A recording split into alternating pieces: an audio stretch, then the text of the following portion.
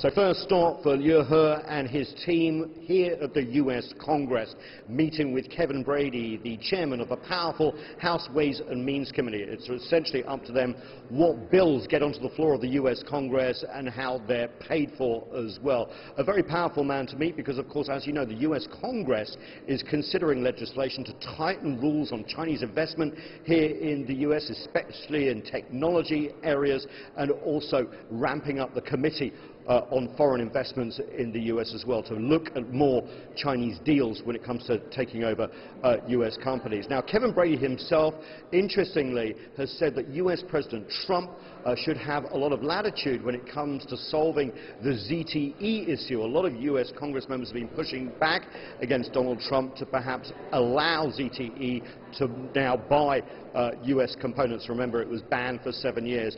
After the meeting here in the US House, back over to a Senate building where he meets Orrin Hatch, and he's chairman of the Finance Committee. He too has reservations about the tariffs that have been imposed by the Trump administration, criticizing the global steel and aluminum tariffs. He's a free trader, so a potential ally in the US Congress for Liu He and his team.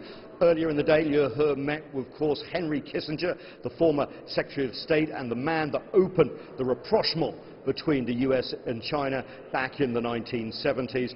Any Chinese dignitary who comes here to the US usually speaks with Henry Kissinger. But the big act, of course, in the next couple of days, when on Thursday and Friday, Liu He and his team sit down with the Trump administration, headed by Treasury Secretary Steve Mnuchin, to try and hash out a deal that will avoid the $50 billion worth of Chinese goods being slapped with tariffs, and perhaps potentially save the telecoms giant ZTE. A lot happening here, and it all starts in the US Congress.